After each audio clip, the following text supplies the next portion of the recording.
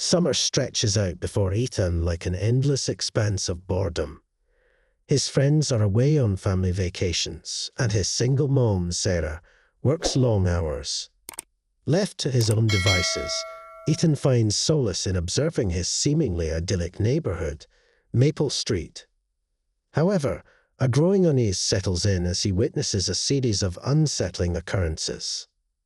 One evening, while peering out his bedroom window, Ethan notices a change in Mr. Thorne's house across the street. A wide, toothy smile is now painted on the boarded-up window, staring directly at Ethan's room. He dismisses it as a prank at first, but the smile remains, a constant reminder of the strange recluse who lives in shadows. The next night, strange whispers emanate from Mr. Thorne's house, disembodied voices that seem to speak directly to Ethan, murmuring cryptic messages and chilling warnings. He confides in his mother, but Sarah, stressed and overworked, dismisses it as an overactive imagination.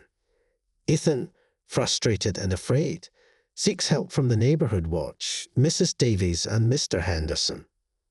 They scoff at his stories, attributing the whispers to faulty wiring or his overactive imagination. Disheartened and feeling isolated, Ethan decides to investigate on his own. He utilizes his trusty binoculars and camera, gathering evidence of the strange happenings, the unmoving smile, the flickering lights from Mr. Thorne's house at odd hours. One night, fueled by a desperate need for answers, Ethan sneaks out of his house and ventures across the street. He peers through a crack in the boarded window, his heart pounding in his chest. Inside, the house is shrouded in darkness, with a faint light flickers in the distance. Mustering his courage, Ethan pushes open the creaking front door. The climax plays out in a heart-stopping exploration of the unknown. Ethan navigates the dusty and cobweb-filled house, following the flickering light. He stumbles upon a hidden room, illuminated by a single candle. In the center of the room stands a dusty mirror, its surface etched with strange symbols. As he approaches the mirror, a chilling reflection stares back at him. Not his own, but a distorted image with a terrifyingly familiar smile. A voice, cold and raspy, fills the room, emanating from the mirror. It speaks of a pact, a bargain struck long ago, and a darkness that threatens to consume Maple Street. Ethan realizes the smile is a curse, a manifestation of a sinister secret that has gripped the neighborhood for generations. He flees the house, terrified but determined to expose the truth. Back in his room, he frantically downloads his photos and recordings online, a desperate plea for help before the darkness consumes them all. The next morning, the police arrive at Mr. Thorne's house, alerted by Ethan's online post. They find the house empty, the boarded-up window blank. The whispers on Maple Street cease, but the unsettling smile remains etched on Ethan's memory. A newfound sense of unease hangs over the neighborhood, a lingering suspicion that the darkness may not be entirely gone. Ethan, forever marked by his encounter, becomes a reluctant guardian, vigilant against any signs of the smile's return. The legend of the smiling man becomes a cautionary tale whispered amongst children, a reminder that the idyllic facades of seemingly perfect neighborhoods can sometimes mask dark secrets waiting to be unearthed.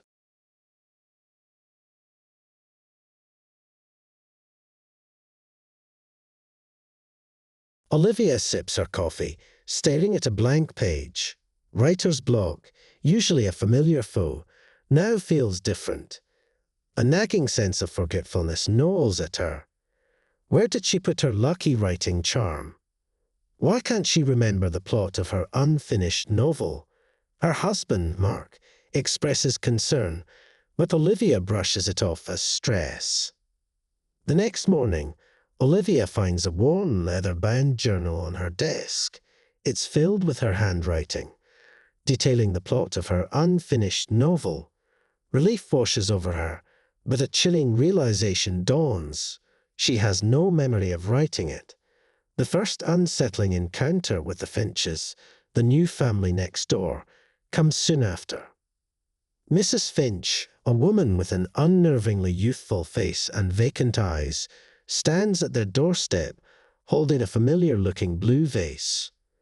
She claims Olivia borrowed it, though Olivia has no recollection of it.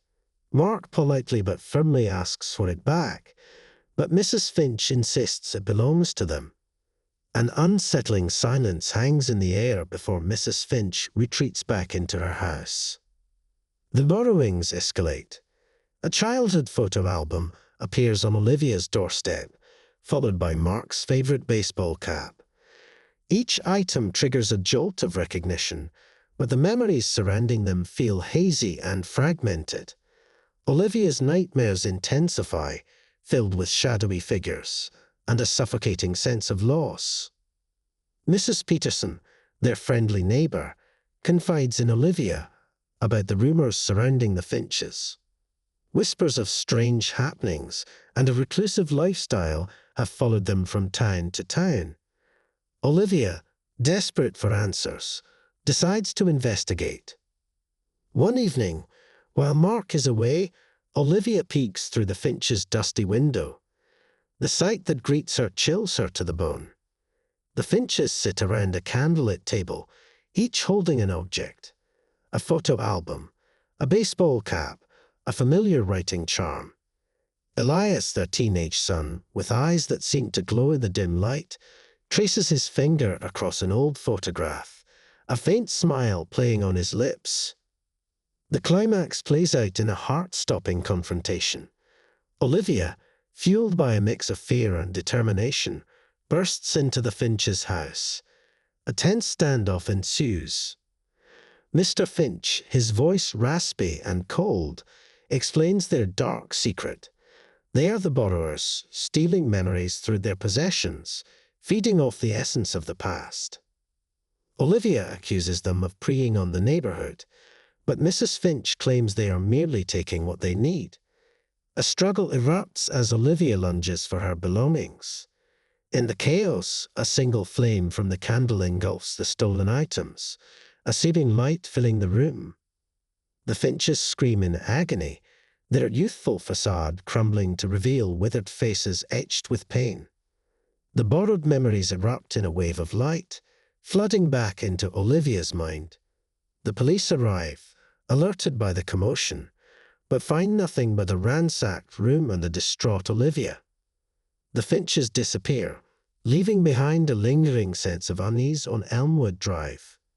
Olivia, recovering from the ordeal, struggles to piece together her fragmented memories. The borrowed items are gone, but the experience leaves an indelible mark. The rumors about the Finches continue to circulate, a cautionary tale whispered amongst neighbors. Olivia, forever haunted by the borrowers, becomes a vigilant guardian, reminding everyone to cherish their memories, for they are more precious than any object.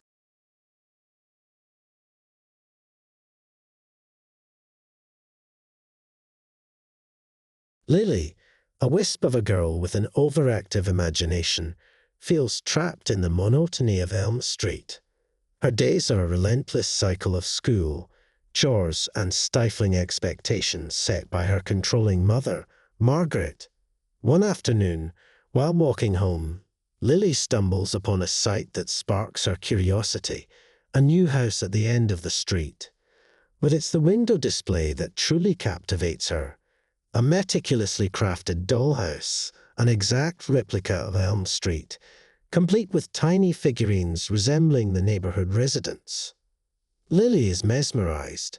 The dollhouse is a world frozen in time, a mirror image of their seemingly perfect lives. She spends hours observing it, noticing the intricate details. Mrs. Davis watering her prize-winning roses, Mr. Henderson tending his immaculate lawn, even Margaret looking disapprovingly out her window, just like she always does. As Lily's fascination grows, strange occurrences begin to plague Elm Street. Mrs. Davis' roses wilt overnight, mirroring the miniature flowers in the dollhouse. Mr. Henderson trips and injures himself while mowing the lawn, just as his miniature counterpart does. Lily becomes convinced that the dollhouse isn't just a replica, it's somehow influencing their reality. Margaret dismisses Lily's claims as childish fantasies, but Lily is determined to uncover the truth. One night, she sneaks out of her house, drawn by an irresistible pull towards the dollhouse. Peering through the window, she sees a figure moving inside, a tiny, hunched woman resembling Mrs. Hawthorne, manipulating the miniature figures with an unsettling intensity. The climax plays out in a heart-stopping confrontation. Lily bursts into Mrs. Hawthorne's house, the sound of her arrival causing the dollhouse scene to erupt in chaos. Mrs. Hawthorne, frail and wizened, stands facing her, a desperate glint in her eyes. She reveals a long-held secret. The dollhouse is a manifestation of her past, a time capsule preserving her memories of a vibrant life before Elm Street's stifling conformity forced her into seclusion. Lily realizes that by manipulating the figures, Mrs. Hawthorne is inadvertently affecting the neighborhood. She pleads with Mrs. Hawthorne to break free from the dollhouse's control, to embrace the present and find connection with the real world. A struggle ensues as Margaret enters the house, demanding Lily leave. In the chaos, the dollhouse falls, shattering into pieces. A wave of energy surges through the room, and the neighborhood residents, including Margaret, seem to awaken from a trance. Their expressions soften, replaced by a newfound openness. Mrs. Hawthorne, frail but resolute, steps out of her self-imposed isolation, ready to connect with the world again. The incident forever alters Elm Street. The dollhouse is gone, but its impact remains. The residents begin to embrace their individuality, adding splashes of color to their previously uniform lives. Lily, hailed as a hero, becomes a champion for creativity and breaking free from conformity. The vacant window on Elm Street serves as a reminder of the dark secret that had almost consumed them, and the importance of embracing life's imperfections.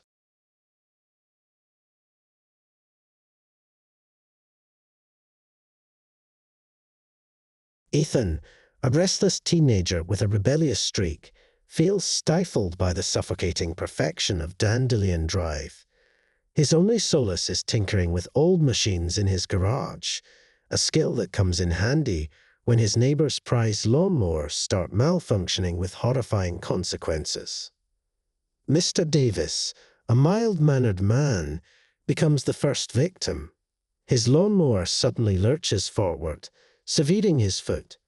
The accident sends a wave of fear through the neighborhood, particularly Mr. Henderson, the self-proclaimed king of lawns and head of the highway. He enforces strict lawn care regulations, wielding the Hauer rules like a weapon. Enter Mr. Grisham, the neighborhood's sole lawnmower repairman. An unassuming man with a perpetually grease-stained work shirt, he arrives with a calmness that borders on eerie. He examines the mower, his eyes glinting with an unsettling curiosity. He declares it a mechanical failure, but Ethan, with his keen eye for detail, notices something amiss. Driven by a morbid curiosity and a desire to impress his crush, Sarah, Ethan decides to investigate. He secretly examines the repaired mower, finding a cleverly disguised modification, a pressure-sensitive trigger that could cause the blade to malfunction under specific circumstances. His investigation leads him to Mrs. Davis, ostracized by the Hehoi for her untamed garden. She reveals a long-standing feud with Mr. Henderson, who threatened to fine her for her unkempt lawn. Ethan realizes with a chilling understanding, the accidents are not random. Mr. Grisham, fueled by a hidden rage against the Hoi's tyranny over lawns, is targeting those who violate their rigid standards. The climax plays out in a heart-stopping race against time. Ethan confronts Mr. Grisham, exposing his manipulations and pleading with him to stop the violence. Mr. Grisham, his calm facade shattered, reveals his past, a talented engineer ostracized by the very community he tried to help, forced to become a cog in their machine. Ethan manages to warn Sarah, who is about to use the rigged mower on their overgrown lawn, thanks to Mr. Henderson's latest threat. Together, they alert the authorities, who apprehend Mr. Grisham just as he prepares to sabotage another mower. The aftermath on Dandelion Drive is a mix of relief and introspection. The Now's rigid rules are relaxed, replaced with a focus on community and individual expression. Mrs. Davis becomes a symbol of resilience, inspiring residents to embrace natural beauty over manicured uniformity. Ethan, hailed as a hero, finds a purpose in using his talents to help others. Mr. Grisham, while brought to justice, serves as a chilling reminder of the dangers of unchecked obsession and the importance of fostering individuality over conformity. The once uniform lawns of Dandelion Drive become a tapestry of vibrant greenery, a testament to the triumph of freedom over fear, forever marked by the memory of the lawnmower man.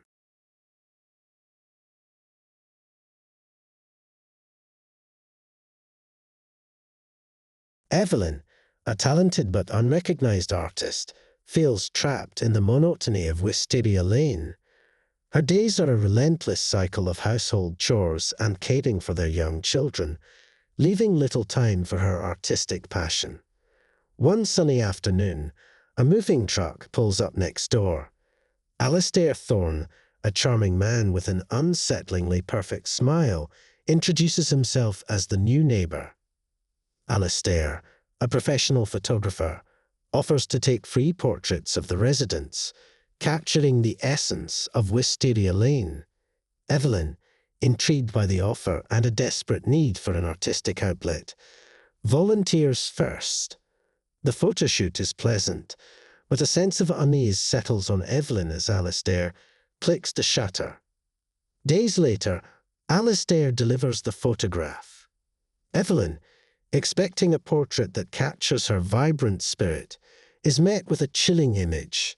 Her smile remains, but her eyes are filled with a deep-seated terror, reflecting a fear she can't quite place. Mark, concerned by Evelyn's growing anxiety and the unsettling portrait, tries to dismiss it as artistic license. News of the photo spreads like wildfire through Wisteria Lane. Each resident who has their picture taken by Alastair experiences a similar sense of unease. The seemingly happy smiles mask a hidden dread, a reflection of their deepest fears.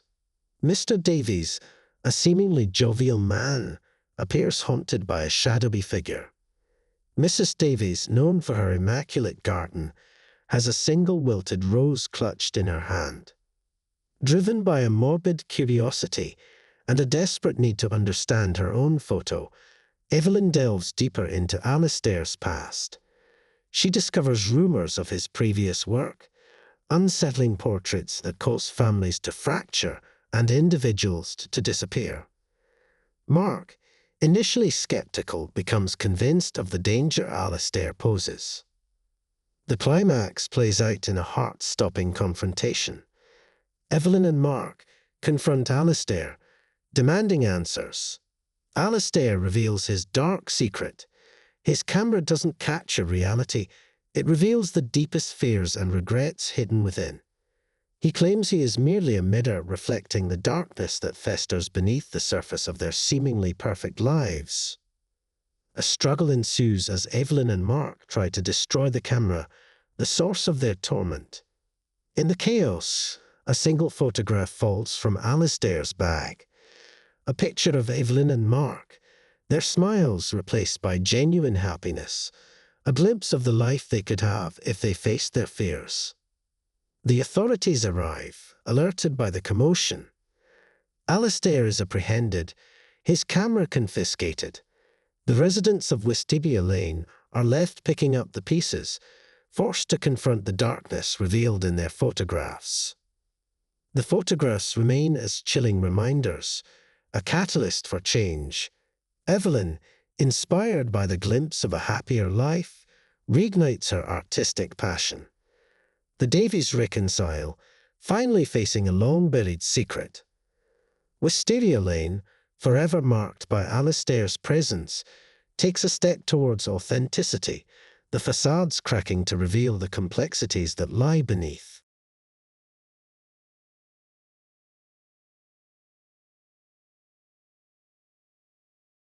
Maya, a restless teenager with a talent for hacking and a disdain for conformity, finds life in Whispering Pines suffocating. The neighborhood is obsessed with security. Cameras line every corner, and the ever-vigilant Mrs. Crowley leads the neighborhood watch with an iron fist. One night, as Maya scrolls through social media, a wave of unsettling messages floods her feed. Disembodied whispers speaking of hidden secrets and impending doom. The whispers spread like wildfire, targeting specific residents. Mr. and Mrs. Davis, known for their cluttered yard and rumored hoarding problem, are bombarded with whispers accusing them of harboring dangers within their home. The once friendly atmosphere of Whispering Pines curdles into suspicion and fear. Maya, intrigued by the technological mystery behind the whispers, decides to investigate. She utilizes her hacking skills to trace the source, not a phone or a computer, but the seemingly innocuous neighborhood security system installed in every house. She discovers a hidden feature, a subliminal audio channel capable of broadcasting targeted whispers. Driven by a sense of justice and a desire to protect the ostracized Mr. and Mrs. Davis, Maya reaches out to Mr. Garcia, the recently arrived security system installer. Mr. Garcia, a man with a healthy dose of skepticism towards the neighborhood's relentless surveillance, is shocked by Maya's findings. The climax plays out in a heart-stopping showdown. Maya and Mr. Garcia confront Mrs. Crowley, exposing the manipulative use of the security system. Mrs. Crowley, her facade of benevolence shattered, reveals her true motive: to maintain a facade of perfect order in Whispering Pines, using fear and suspicion to control the residents. A struggle ensues as Maya tries to disable the system, while Mr. Garcia alerts the authorities. The whispers escalate, filling the air with a chilling chorus of fear-mongering. In the end, the system is shut down, and Mrs. Crowley is apprehended. The aftermath on Whispering Pines is a mix of relief and introspection. The neighborhood watch is disbanded, replaced by a more open and trusting community. Mr. and Mrs. Davis, no longer ostracized, are welcomed back into the fold. Maya becomes a symbol of courage and the danger of blind trust in authority. The once oppressive security system is dismantled, replaced with a simpler approach: neighborly kindness and genuine connection. The whispers may be gone, but they serve as a chilling reminder of the dangers of unchecked surveillance and the importance of fostering a sense of community built on trust, rather than fear.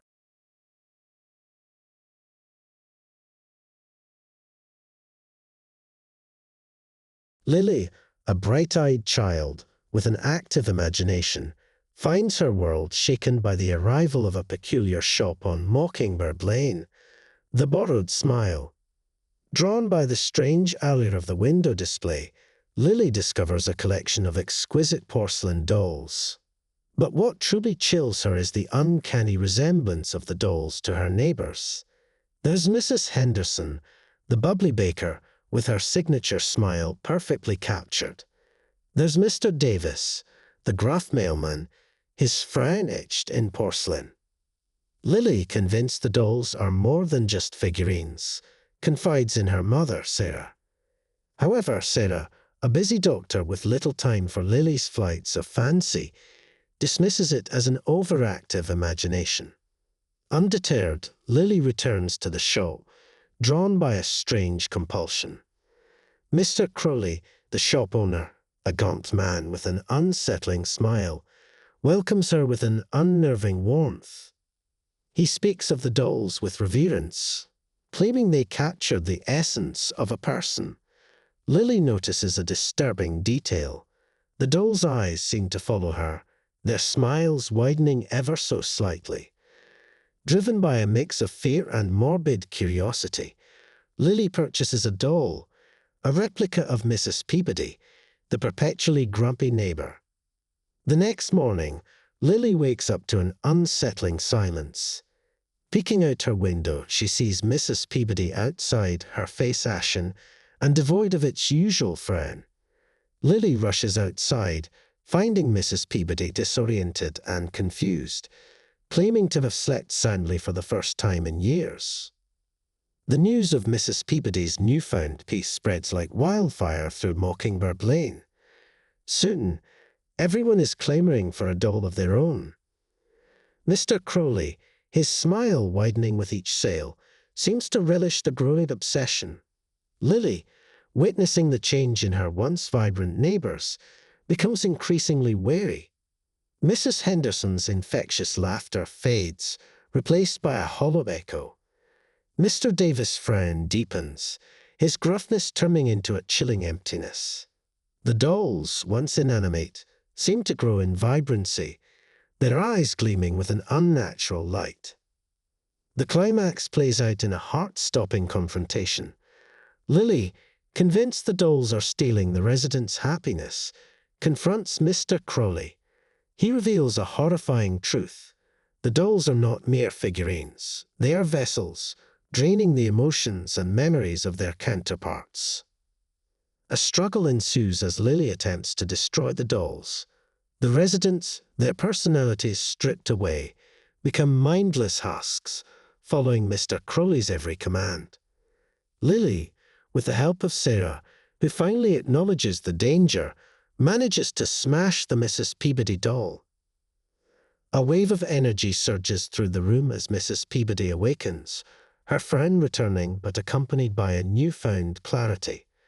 One by one, the residents break free from Mr. Crowley's control, their emotions returning, albeit tainted by the experience. Mr. Crowley flees, taking his remaining dolls with him. Mockingbird Lane is forever changed. The residents, marked by their encounter, rebuild their lives, learning to appreciate their imperfections. The shop on Mockingbird Lane remains vacant, a chilling reminder of the borrowed smiles and the danger of seeking happiness at the cost of one's own identity. Lily, hailed as a hero, becomes a vigilant guardian, ensuring the borrowed smiles never return.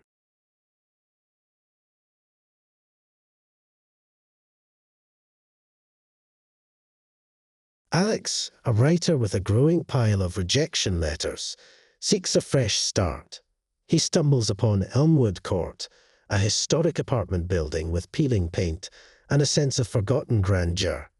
The quirky charm and affordable rent are irresistible.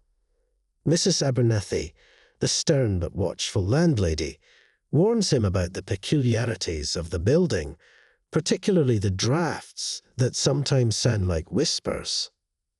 Alex dismisses it as a quirk until his first restless night. The whispering begins, faint murmurs that seem to emanate from the walls themselves. The whispers speak of a forgotten love, a shattering betrayal, a life unfulfilled. Intrigued yet unsettled, Alex confides in Mr. Davies, a reclusive writer who lives across the hall. Mr. Davies, a man haunted by shadows, becomes flustered at the mention of the whispers. He warns Alex to ignore them, claiming they are just the building settling. But Alex, driven by a writer's curiosity and a growing concern for Mr. Davies' emotional turmoil, delves deeper into the mystery. He discovers that Elmwood Court has a long and colourful history, filled with stories of love, loss, and dashed dreams. He realizes the whispers are not drafts. They are the echoes of past residents trapped within the walls, reliving their most painful memories in an endless loop. The arrival of the Chang family, a young couple with their curious daughter, Mei, throws the narrative into a tailspin. Mei, unlike the other residents, seems unaffected by the whispers, even playful at times. This oddity sparks a new theory in Alex's mind. Perhaps the whispers only target those with unresolved emotional baggage. The climax plays out in a heart-stopping confrontation. Mr. Davies, overwhelmed by the relentless whispers of his past mistakes, attempts to take his own life. Alex intervenes, confronting Mr. Davies and revealing his theory. Mr. Davies, initially resistant, breaks down, sharing his story, a story of a past love he let go of, filled with regret and a constant ache of what if. Mei, witnessing the scene, approaches Mr. Davies and sings a lullaby her grandmother used to sing, a melody that seems to resonate with the whispers. The whispers soften, filled with a melancholic longing rather than raw pain. Mr. Davies, for the first time, seems at peace. The aftermath is one of cautious hope. Mrs. Abernathy, moved by Alex's courage and Mei's innocence, opens up a community space in the building, encouraging residents to share their stories. The whispers linger, but their tone changes, becoming a gentle reminder of the past rather than a tormenting echo. Elmwood Court remains a peculiar place, but a newfound sense of connection replaces the isolating whispers. Alex, inspired by the stories he uncovers, finally finds his writing voice. Mr. Davies, with a lighter heart, begins writing again, and Mei, a symbol of innocence and open-heartedness, becomes a bridge between the past and the present, ensuring the whispers never become a curse again.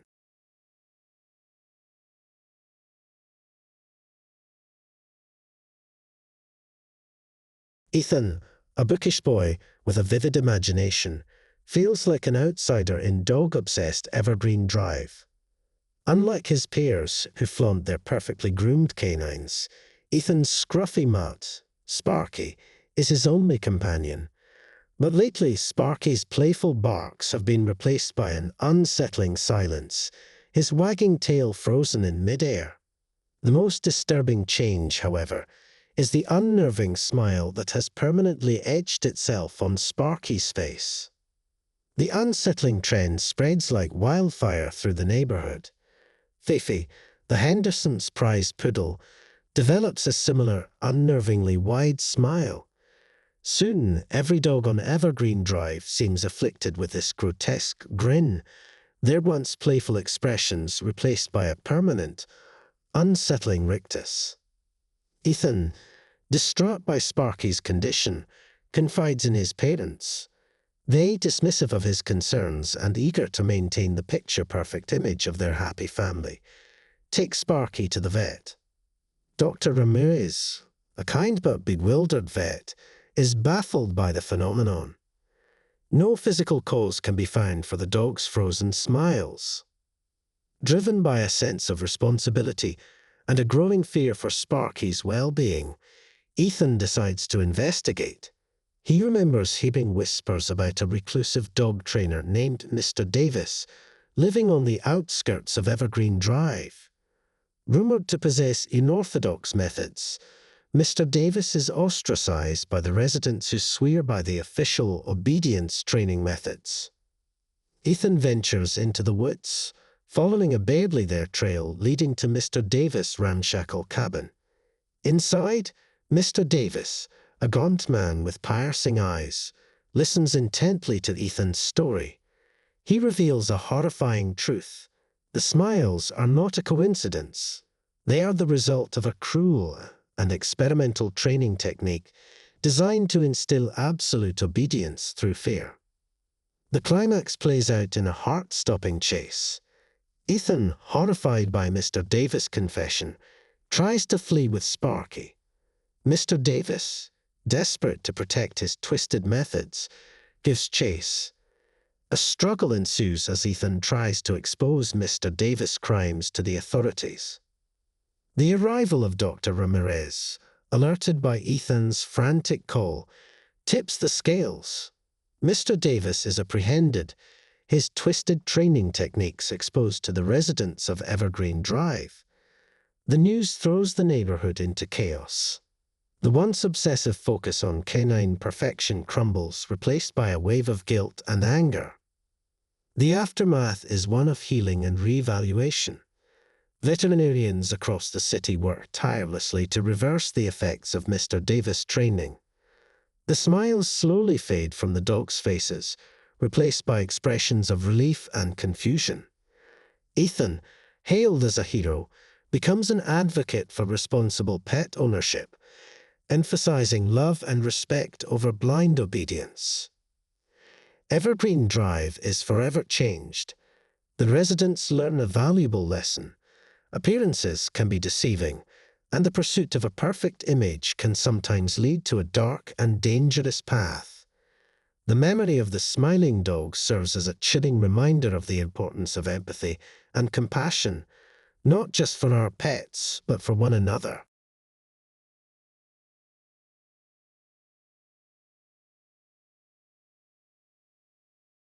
Maya, a teenager with a talent for coding and a healthy dose of skepticism, feels increasingly suffocated by the omnipresent Firefly network in Firefly Lane. Every home is equipped with smart devices, lights, thermostats, even mirrors, all seamlessly connected and controlled by Mr. Albright's central hub. While her parents, blinded by the convenience, sing its praises, Maya worries about the lack of privacy and potential security risks. One evening, as Maya catches a glimpse of her reflection on the smart mirror in her bathroom, a horrifying sight greets her. A distorted, grotesque version of herself stares back. Panicked, she checks other smart devices in the house, finding similar distorted images of her parents. This unsettling glitch spreads like wildfire through Firefly Lane. Mr. and Mrs. Henderson see a decrepit, aged version of themselves. Mrs. Davis, known for her flamboyant personality, appears drained of all color, her smile replaced by a grimace. Fear and paranoia grip the neighborhood as residents blame everything from faulty wiring to a solar flare. Maya, refusing to accept the official explanations, decides to investigate. She delves into the coding behind the Firefly network, her skills allowing her to uncover a hidden program. The program manipulates the data collected through smart devices, creating distorted images that prey on the residents' deepest insecurities. Driven by a sense of responsibility and a growing fear for her family and neighbors, Maya seeks help from Mr. Davis, a reclusive retired tech expert living on the outskirts of Firefly Lane. Mr. Davis, ostracized for his warnings about the dangers of the network, listens intently to Maya's story. He confirms her suspicions. Mr. Albright is not just providing convenience, he is manipulating their perceptions, feeding on their fears. The climax plays out in a heart-stopping showdown. Maya and Mr. Davis confront Mr. Albright, exposing his manipulative program and its psychological impact on the residents. Mr. Albright, his mask of benevolence shattered, reveals his true motive: to harvest the emotional data generated by the fear he has instilled, using it to fuel a new, even more intrusive technology. A struggle ensues as Maya and Mr. Davis try to disable the program and expose Mr. Albright's crimes to the authorities. The arrival of the police, alerted by Maya's anonymous tip, tips the scales. Mr. Albright is apprehended, his Firefly network dismantled. The aftermath on Firefly Lane is one of relief and reevaluation. The residents, shaken but relieved, dismantle their smart devices, opting for a return to traditional methods. A sense of distrust towards technology lingers, but a newfound appreciation for privacy emerges. Maya becomes a symbol of courage and a reminder of the dangers of unchecked technological advancement. Mr. Davis, no longer ostracized, becomes a trusted advisor, helping the residents navigate the complexities of the digital world. Firefly Lane, forever marked by the flickering faces, becomes a testament to the importance of vigilance and the need for balance between convenience and control.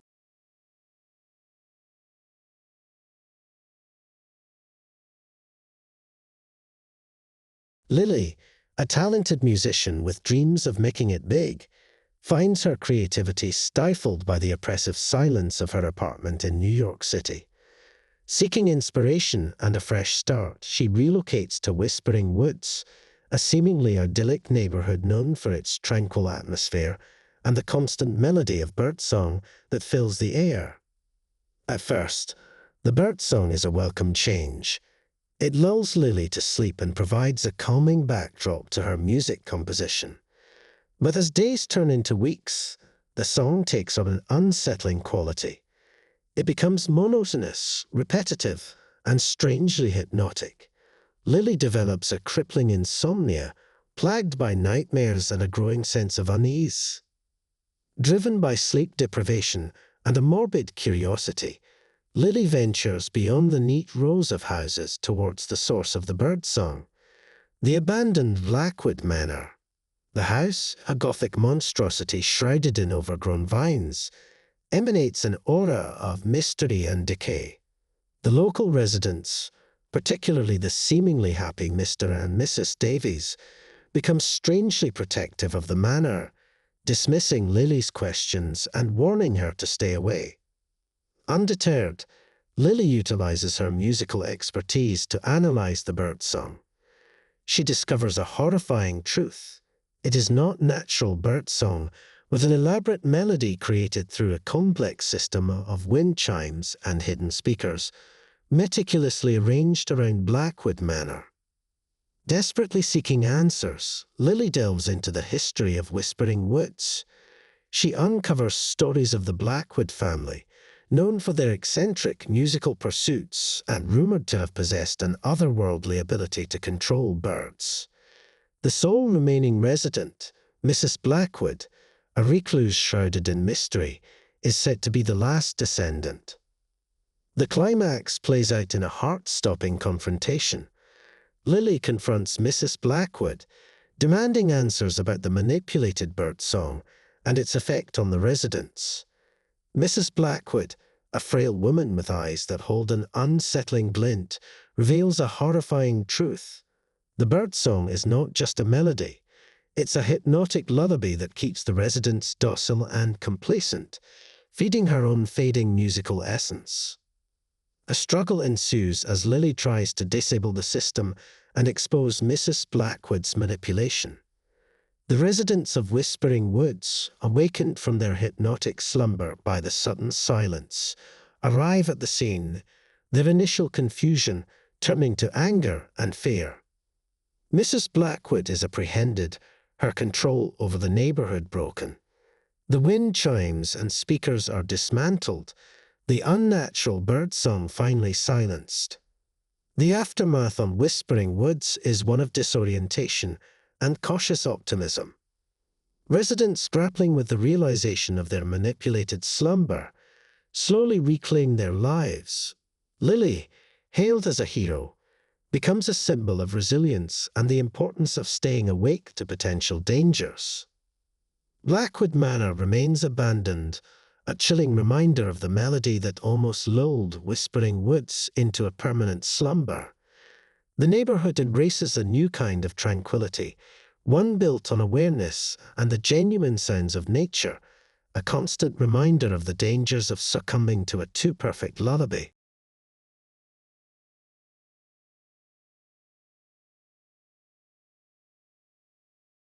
Alex, a tech-savvy teenager with a healthy dose of skepticism, finds life in Oakhaven Drive stifling. The neighborhood is obsessed with preserving the past, every house a shrine to nostalgia. Lawns are manicured to evoke childhood memories, and vintage shops line the main street. Alex's parents, swept up in the craze, fill their home with antique furniture and sepia-toned photos. One day, a new show, Reminisce Relics, run by the enigmatic Ms. Crowley, opens its doors. The shop is filled with ornately carved memory boxes, each one promising to preserve your most cherished moments. Alex finds them creepy, but the adults in the neighborhood are enthralled. Mr. and Mrs. Thompson, his parents' friends, purchase a box, eager to safeguard their fading memories. Days later, Alex witnesses a disturbing scene. Mr. Thompson, lost in his own yard, frantically searching for something he can't quite name. Mrs. Thompson, usually vibrant, seems withdrawn, her eyes filled with a vacant sadness. Alex soon realizes they're not alone. Memory lapses are plaguing the entire neighborhood. Driven by a sense of responsibility and a growing fear for his own parents, Alex decides to investigate. He delves into the history of Oakhaven Drive, uncovering a long-suppressed truth. The neighborhood was built on the site of a forgotten mental asylum. Haunted by the past residents' lost memories, some believe the land itself holds a power to steal memories. Alex suspects Ms. Crowley's memory boxes are more than just keepsakes. He utilizes his hacking skills to analyze the boxes, discovering a hidden mechanism that transmits a low-frequency pulse. He theorizes the pulse disrupts the brain's memory centers, potentially explaining the residents' lapses. The climax plays out in a heart-stopping confrontation. Alex confronts Ms. Crowley, exposing her manipulative scheme. Ms. Crowley, her facade of charm shattered, reveals a horrifying truth. She is a descendant of the asylum's founder, driven by a twisted desire to collect memories, believing they hold the essence of a person's soul. A struggle ensues as Alex tries to disable the memory boxes and expose Ms. Crowley's crimes. The residents of Oakhaven Drive, their stolen memories resurfacing in fragmented flashes, rally behind Alex. Ms. Crowley is apprehended, her shop shut down. The aftermath on Oakhaven Drive is one of recovery and reevaluation. Residents undergo therapy to heal their fractured memories. A newfound appreciation for living in the present emerges, replacing the obsessive nostalgia. Alex, hailed as a hero, becomes a symbol of courage and the importance of guarding one's own memories. The memory boxes remain locked away in a secure facility, a chilling reminder of the danger of tampering with the delicate tapestry of the past. Oakhaven Drive, forever marked by the borrowed memories, takes a step towards a future built on authenticity and the acceptance of time's passage.